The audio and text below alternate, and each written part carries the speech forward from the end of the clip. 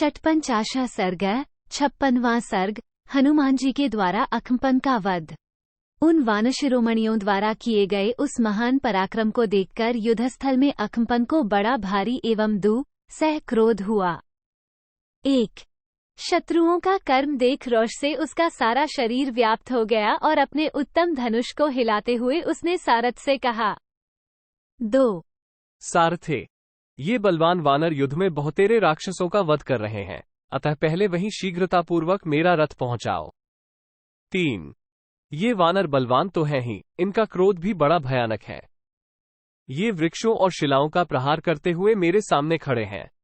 4 ये युद्ध की स्पृहा रखने वाले हैं, अतः मैं इन सब का वध करना चाहता हूं। इन्होंने सारी राक्षस सेना को मत डाला है, ये साफ दिखाई देता है। 5 तदनंतर तेज चलने वाले घोड़ों से जुते हुए रथ के द्वारा रथियों में श्रेष्ठ अकम्पन दूर से ही बाण समूहों की वर्षा करता हुआ उन वानरों पर टूट पड़ा। 6 अकम्पन के बाणों से घायल हो सभी वानर भाग चले। वे युद्धस्थल में खड़े भी न रह सके, फिर युद्ध करने की तो बात ही क्या है। 7 अकम्पन के बाण वानरों के पीछे लगे थे और वे मृत्यु के अधीन होते जाते थे। अपने जाति भाइयों की ये दशा देखकर महाबली हनुमान जी अकम्पन के पास आए। महाकपि हनुमान जी को आया देख वे समस्त वीर वानशिरोमणि एकत्र हो हर्षपूर्वक उन्हें चारों ओर से घेरकर खड़े हो गए। 9 हनुमान जी को युद्ध के लिए डटा हुआ देख वे सभी श्रेष्ठ वानर उन बलवान वीर का आश्रय ले स्वयं भी बलवान हो गए। 10 पर्वत के समान विशालकाय हनुमान जी को अपने सामने उपस्थित देख अकम्पन उन पर बाणों की फिर वर्षा करने लगा, मानो देवराज इंद्र जल की धारा बरसा रहे हो। 11 अपने शरीर पर गिराए गए उन बाण समूहों की परवाह न करके महाबली हनुमान ने अकम्पन को मार डालने का विचार किया। 12 फिर तो महातेजस्वी पवन कुमार हनुमान महान अट्टहास करके पृथ्वी को कपाते हुए से उस राक्षस की ओर दौड़े।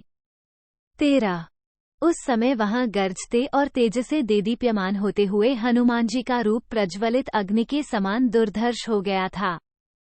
14 अपने हाथ में कोई हथियार नहीं है, ये जानकर क्रोध से भरे हुए वानशिरोमणि हनुमान ने बड़े वेग से पर्वत उखाड़ लिया। 15 उस महान पर्वत को एक ही हाथ से लेकर पराक्रमी पवन कुमार बड़े जोर से गर्जना करते हुए उसे घुमाने लगे। 16 फिर उन्होंने राक्षसराज अकम्पन पर धावा किया, ठीक उसी तरह जैसे पूर्वकाल में देवेंद्र ने वज्र लेकर युद्धस्थल में नमुचिप आक्रमण किया था। 17 अकम्पन ने उस उठे हुए पर्वत शिखर को देख अर्धचंद्राकार विशाल बाणों के द्वारा उसे दूर से ही विदीर्ण कर दिया। 18 उस राक्षस के बाण से विदीर्ण हो वो पर्वत शिखर आकाश में ही बिखर कर गिर पड़ा। ये देख हनुमान जी के क्रोध की सीमा न रही। 19 फिर रोष और दर्प से उन वानरवीर ने महान पर्वत के समान ऊंचे अश्वकर्ण नामक वृक्ष के पास जाकर उसे शीघ्रतापूर्वक उखाड़ लिया। 20 विशाल तने वाले उस अश्वकर्ण को हाथ में लेकर महातेजस्वी हनुमान ने बड़ी प्रसन्नता के साथ उसे युद्धभूमि में घुमाना आरंभ किया। 21 प्रचंड क्रोध से भरे हुए हनुमान ने बड़े वेग से दौड़कर कितने ही वृक्षों को तोड़ डाला और पैरों की धमक से वे पृथ्वी को भी विदीर्ण सी करने लगे। 22 सवारों सहित हाथियों, रथों सहित रथियों तथा पैदल राक्षसों को भी बुद्धिमान हनुमान जी मौत के घाट उतारने लगे। 23 क्रोध से भरे हुए यमराज की भांति वृक्ष हाथ में लिए प्राणहारी हनुमान को देख राक्षस भागने लगे। 24 राक्षसों को भय देने वाले हनुमान अत्यंत कुपित होकर शत्रुओं पर आक्रमण कर रहे थे। उस समय वीर अकम्पन ने उन्हें देखा। देखते ही वो क्षोभ से भर गया और जोर से गर्जना करने लगा।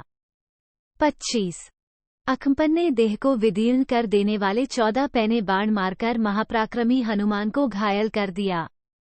26 इस प्रकार नाराजों और तीखी शक्तियों से छिदे हुए वीर हनुमान उस समय वृक्षों से व्याप्त पर्वत के समान दिखाई देते थे।